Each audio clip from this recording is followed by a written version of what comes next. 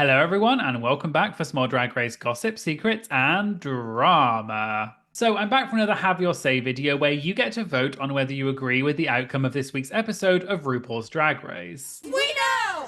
And this video is for season 17, episode 13. So today we're going to be recapping the episode, going through the results of the Have Your Say poll, and we'll be talking about a little bit of drama to do with multiple queens calling out a shady events company that apparently took money from them. All that and more coming up in today's video, so let's get started.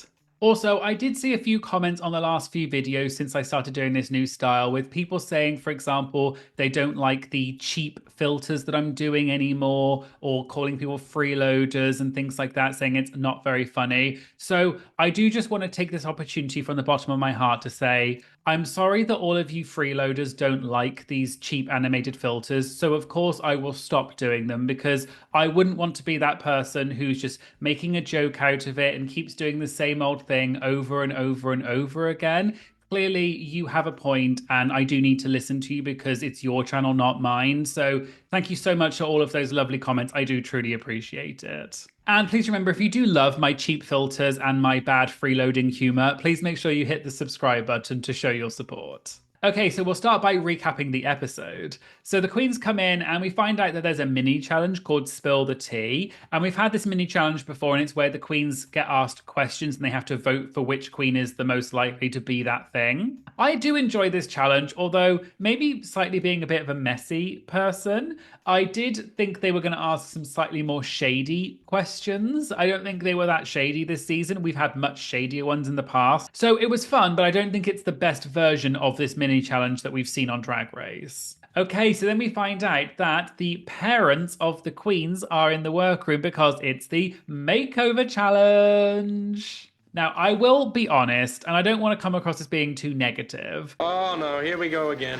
But the makeover challenge is not usually my favorite challenge just because I often find it a little bit boring, especially when it's people that we don't really know or just random people. And my main issue with the makeover challenge often is there's a lot of filler in the episode. And if it's just random people, I don't know, it sometimes can just feel not that interesting. But for this week, I did actually really enjoy it because it did feel genuinely heartfelt and lovely to have the Queen's real biological parents. And it was very interesting to see the Queen's actual parents because you can kind of see where they get it from. Like, for example, Sam Star, her mother is literally her. Like, it's literally like Sam 2.0. It was so funny watching them interact because they are literally the same person. But it was also just really heartfelt seeing people like Jules's dad just being so supportive, Lexi's mum being so supportive, and like the whole joy that there was in the episode. So to me, that was actually the best part of the episode.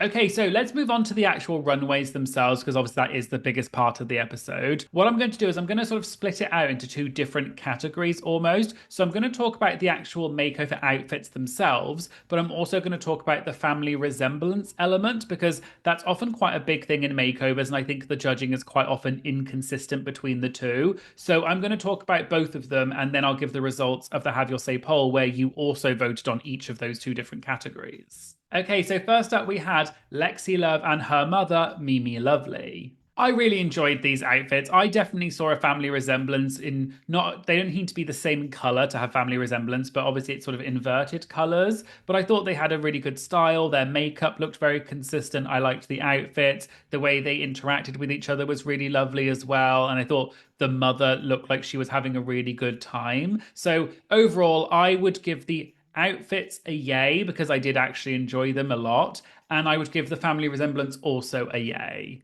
In terms of your votes in the Have Your Say poll, starting with the actual outfits themselves, you voted almost 71% yay, and then almost 26% just okay. And then for the family resemblance element, you voted just okay, 45.2%, but then a decent amount of yays with 43.6%, so almost half-half.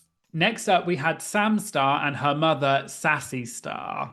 I loved this makeover. The mum was just so funny. As I said earlier, she's literally just a carbon copy of Sam, or Sam is a carbon copy of her, I should say. And it was just so lovely to see them. She was living up to her name of Sassy Star because she was so sassy both on the runway and in the workroom. I really enjoyed the dynamic between them. I thought the outfits looked really good. I thought the color combination of the kind of the blue and the white with the gold just looked really interesting and really rich. And the little cowboy hats as well. Who doesn't love a little golden cowboy hat? And the outfits were also similar enough that you could definitely see a family resemblance without being identical. So I would give them a yay for the outfits and also a yay for the family resemblance. In terms of your votes, for the outfits themselves, you voted 90.3% yay for the outfits themselves, with only 8.4 for just okay. And then for the family resemblance, you voted a whopping 95.3%. And I would agree, it was a yay for both categories.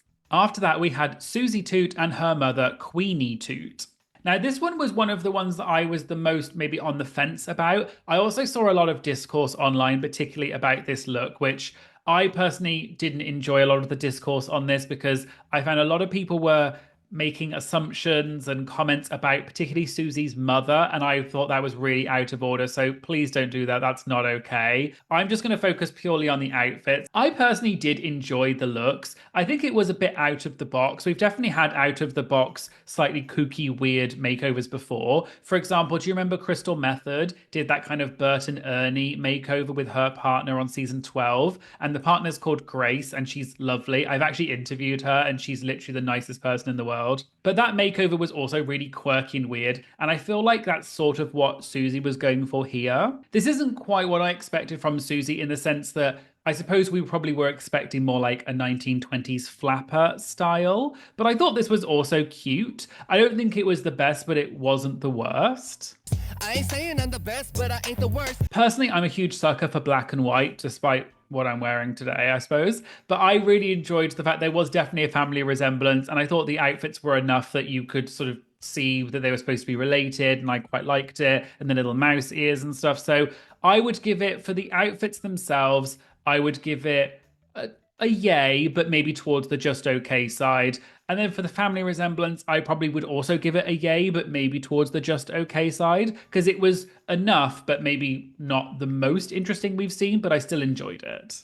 In terms of the Have Your Say poll, you voted for the outfits themselves, 44% yay, 36.8% just okay, and then 19.2% for nay. And then for the family resemblance element, you voted 80.2% for yay, with 16.2% just okay, which I would also agree with. Next up, we had Jules Sparkles and her dad, Salchicha Sparkles. Now, as I mentioned earlier, I loved Salchicha. I thought he, as in the dad, he was so nice, so fun. He looked like he was having the time of his life, which to me was one of the best bits of the whole episode. In terms of the outfits, though, unfortunately, this was not my favorite. This was probably my least favorite, actually. In terms of the outfits, I can see what she was going for because we have had something sort of similar before. If you remember back to season 12 with Gigi Good, she did a similar style of having this sort of big furry coat almost in inverted colors. But I think for Gigi, she managed to style and elevate it a bit better than Jules did. I just didn't really like the outfits that much. I didn't think they were particularly interesting or flattering.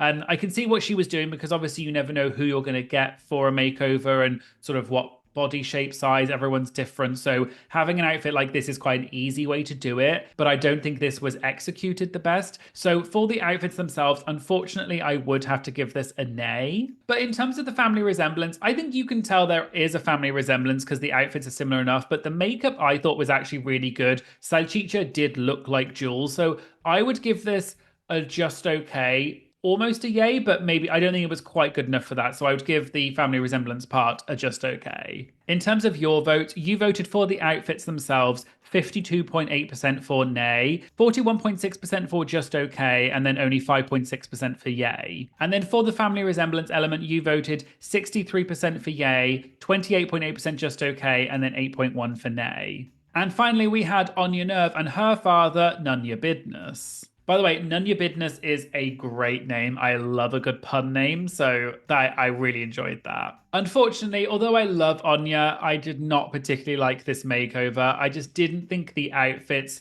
had enough crossover to have the family resemblance. They're okay outfits. I think it is something unusual for Anya. It's not maybe what we would expect of her. So unfortunately, I think for the outfits themselves, I would give it a just okay because I think the outfits are fine. But unfortunately, for the family resemblance, I'd have to give it an A. And in terms of your votes for the outfits themselves, you voted 61.9% for nay, which sort of surprised me because I thought they weren't that bad, but then 31.1% for just okay. And then for family resemblance, you said 41.8% just okay, 32% nay, and 26.2% for yay. So you sort of had it the other way around. Because you're wrong. Okay, so moving on to the sleigh, and I asked who did the best sort of overall for the makeover. And you voted 70.1% for Sam Star, 14.8% for Lexi Love, and 12.8% for Susie Toot. And I would have to agree. I would also give Sam the sleigh. I thought her mother did so well. I thought the makeover, the outfit, the resemblance, everything was on point. And I'm just a sucker for a little golden cowboy hat, so maybe that's what it was. Okay, so on the main stage, we have the judges' critiques, and we later find out that the winner of the challenge is Sam Star and her mother, Sassy Star. I then asked you, did you agree with the winner? And you voted 83.9% for yes and 16.1% for no. And of that 16% who said no, I said, who do you think should have won instead? And it was quite split, with Lexi Love getting 49.5% and Susie Toot getting 46.2%, with Jules Sparkles getting 2.4%. I do think after Sam, Lexi would have been the second, probably best, so I do agree with that. But I do agree that Sam was by far the best, so I do agree that she won. Then we find out that the bottom two are Jules Sparkles and Anya Nerve.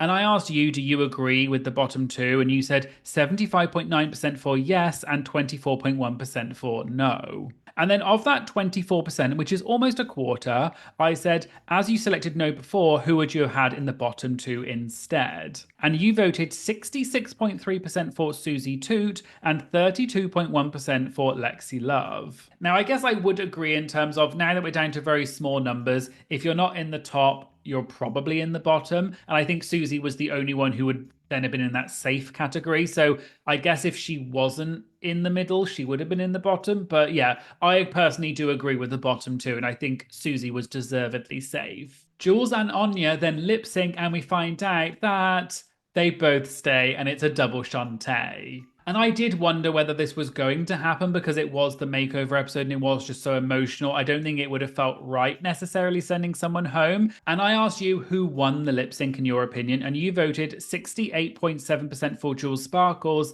and 31.3% for Anya Nerve. I also asked, did you agree with the double save? And you voted 78% for yes and 22% for no. And I would agree. I do think that Jules technically won the lip sync, but I don't think in any universe she would have stayed instead of Anya and Anya got sent home, because Anya is literally the front runner with 4 wins at this point. But I do also agree. I did actually agree with the double save. Normally, I'm not a huge fan of a double save. But I do think in this particular instance, because it was just such a lovely, heartfelt episode, it would have felt very weird sending someone home. So I did actually appreciate that. Okay, and then the final 2 questions were... Don't worry, it's almost over. Who do you want to win the season? And you voted 40.1% for Anya Nerve, Susie Toot with 18%, Jules Sparkles with 15.5%, Lexi Love 14.3%, and Sam Star 12.1%. And then similarly, it was who do you think will win the season? And you voted 82.5% for Anya Nerve, 6.8% for Lexi Love, Sam Star 4.5%, Susie Toot 3.9%, and Jules Sparkles 2.2%. So interesting that I think although Anya is clearly the favourite of who you think will win, I think the who do you want to win has fluctuated. Although Anya gets the biggest share recently, I do think it's fluctuated a bit this week because she was in the bottom. But I do think overall Anya is going to win. I think she's the favourite to win because she's got 4 wins. I can't really see anyone else winning now. So I do think this was maybe an unfortunate stumble before the end for Anya, but I still think she's pretty much guaranteed the win at this point. But let me know in the comments, do you think something could happen to throw Anya off that top spot, or do you think it's sort of in the bag for her? Okay, so moving on to the comments for this week, there were a lot of comments about this week, particularly because I think it was just such a lovely, heartfelt episode. And for example, my Patreon Emmy said, I was sobbing through the whole episode. If they would have eliminated someone, I would have called the cops on production. And my Patreon Linda said something similar and said, I would join the protest if anyone went home. It is going to be hard watching someone go home next week. They all have their strengths and I like them all. And my Patreon Kerry sort of said something similar to what I thought, which was, I have a love-hate relationship with the Makeover episode. I always thought I would love them if no one went home. So many robbed queens and I was right. And my Patreon Nat also agreed and said, loved that no one went home. It was an incredible episode, different stages of family support. I cried so much. My Patreon Riot seems to be a fan of the Makeover challenges and said, it's one of my favorite challenges. It's so funny and silly, which is why I love it. It feels like a challenge to see who can best share the joy of drag with others. And actually, to be fair, that is a very good point, and that is a really nice way of summarizing the Makeover challenge. And my Patreon Sabato agreed and sort of said, these challenges make me misty-eyed, which is a very lovely way of saying it. And Anya rushing her dad and the friendship between them, the father being absent and all of that. And also Lexi's mum accepting her for being her, as in, the trans identity. That was also lovely. I agree. And they also said, if someone had been sent home, you'd make me yell out WTF. And moving on to the comments from the Have Your Say poll, there were, of course, a lot of comments about how heartfelt this episode was and how lovely it was, and I definitely agree. There were also a lot of comments, though, about the actual placements and the judges' critiques. So, for example, quite a few people said, agree with everything apart from them framing Lexi as the bottom placement. She was clearly top two with Susie in the middle. Someone then had a similar thing to what I said earlier, which was, I'm over the family resemblance critique. There's plenty of things to say about each look. I don't care if they're wearing different hair colours. And I do agree. I do think the judging on the makeover challenges is probably the most inconsistent of any challenge. I do feel like often they just decide who they want to be in the bottom and they'll just fit the critique to fit that. I personally think you don't have to wear identical outfits to have family resemblance, but there does need to be some sort of connection. But I think it's more important about the makeup, the styling, the interaction between them and the connection. And I think that arguably is more important than if they have a kind of copy and paste look. Someone made a very good point and said, I think part of the reason there was a double save was to avoid another eliminating Alyssa Edwards on the anniversary of her mother's death situation. I like the family makeovers, but I feel like the show has to be very careful with them. And there were a few comments from people saying they don't think the lip sync deserved a double save, but the double save felt correct because it would have felt bad in front of their families to then have an elimination. So the double save was a good idea. And I do agree, it would have felt quite harsh to have an elimination on an episode like this. Also, I just want to say thank you so much to all of the amazingly lovely positive comments that you wrote in the Have Your Say poll, also in the comments on the videos. But I can't help it that I'm popular.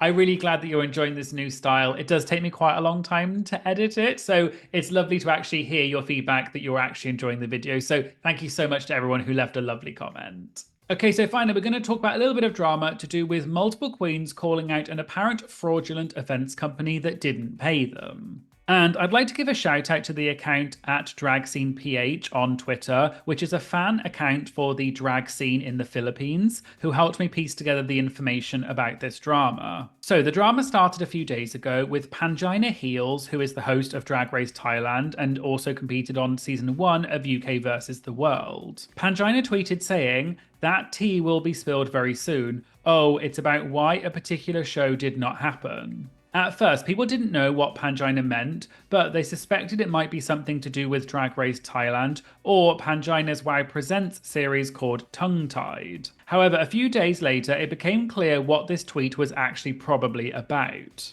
Maxi is a Filipino drag performer who competed on Queen of the Universe Season 2 and later competed on Season 3 of Drag Race Philippines and was the winner of the season. A few days ago, Maxi posted on social media saying that the second date of her concert called Maxiverse was going to be cancelled because of a fraudulent events company in the Philippines called Beyond & Co, which previously went by Beyond Limits. And they reportedly have a history of scamming queens and not paying them, although Maxi was not aware of that at the time. Just to explain the background, in March of this year, Maxi did a concert in the Philippines called Maxiverse, which was supposed to be a one-night only event, but because it was so popular, they added a second date in April. However, Maxi posted on social media saying that the second night had been cancelled because, quote, Those who make unfavorable actions and inactions must be held accountable.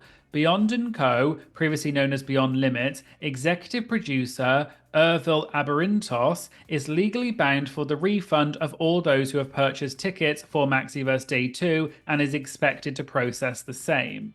Maxi later posted on social media saying that because so many people had purchased tickets for the show, and she presumably feared that the events company, Beyond & Co., was not going to issue the refunds, Maxi said she's actually going to do the concert for free so that fans don't miss out. By the way, a lot of these posts were written in Filipino, according to Google Translate, and I translated them into English, so if there are any major errors, please let me know in the comments. Pangina then commented on Maxi's post, basically saying that Ervil, who runs Beyond & Co., had previously organised an event in Thailand for Sasha Colby. However, the event was abruptly cancelled, and Beyond & Co. said they would issue refunds, but they never did. Then, when Beyond & Co. got called out, they deleted their Instagram account, which is why the Queens decided to go public with calling them out, because the company was no longer contactable. After Maxi and Pangina called the company out, several other Queens and organisations also called Beyond & Co. out as well. For example, a Singapore-based production company named Playground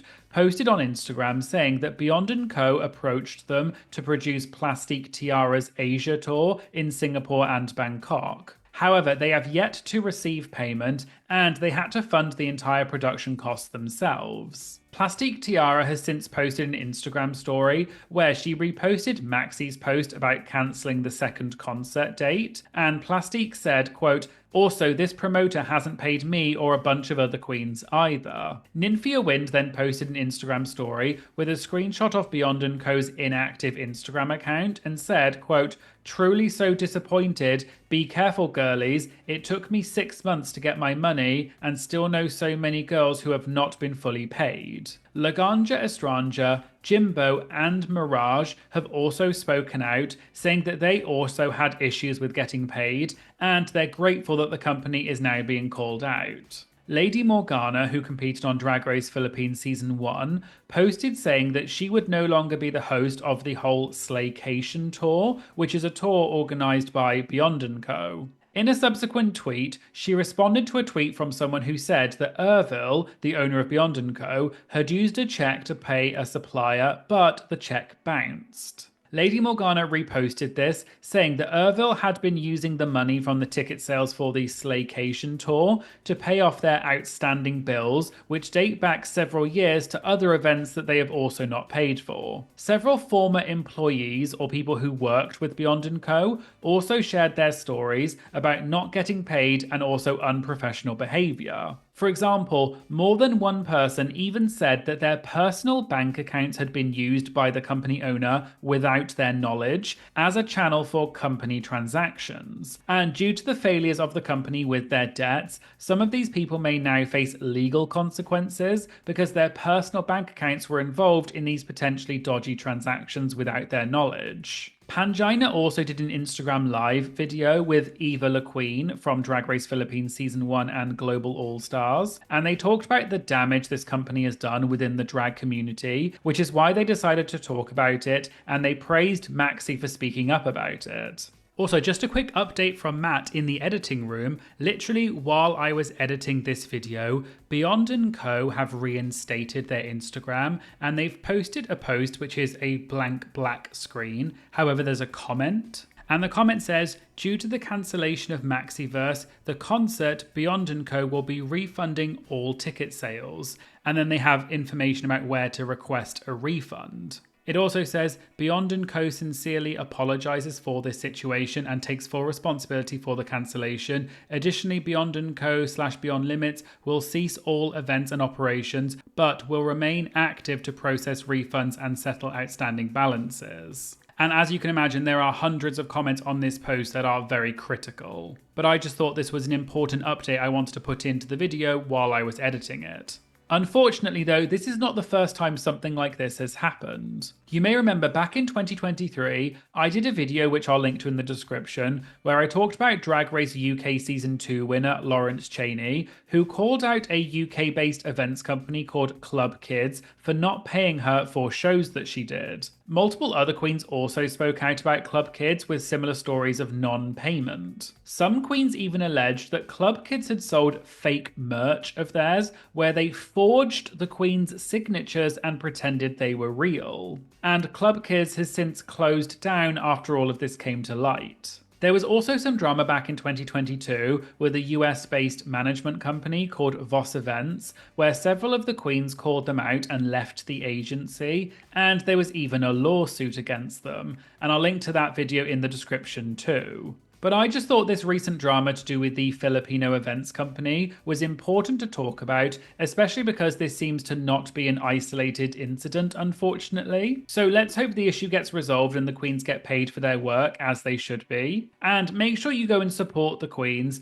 but just be careful when booking events and who you're giving your money to. So there you go, there was the Have Your Say for RuPaul's Drag Race Season 17, Episode 13. Let me know your thoughts in the comments on the makeover challenge in general. And let me know your thoughts on family resemblance versus the outfits themselves. If you'd like your comments featured in my Have Your Say videos, as well as getting early access to my videos, exclusive content and things like that, please consider checking out my Patreon. It's a low-cost way of supporting my channel and I truly do appreciate it, so check it out and I'll put a link in the description. I'd also like to say thank you so much to my Patreon community. You are all absolutely fabulous. I love this community. I love speaking to you in the exclusive Patreon chat, hearing your comments in the Have Your Say poll. I really just truly appreciate and love you for your support, so thank you so much. I really appreciate it. Please make sure you like and comment on this video because it really does boost the algorithm and help promote this video to more people. And please make sure you hit that subscribe button because I'd love to get to 150k by the end of the year. Thank you so much to everyone for watching, and I hope you'll join me in the future for more Drag Race gossip, secrets, and drama. Thank you so much for watching. Bye!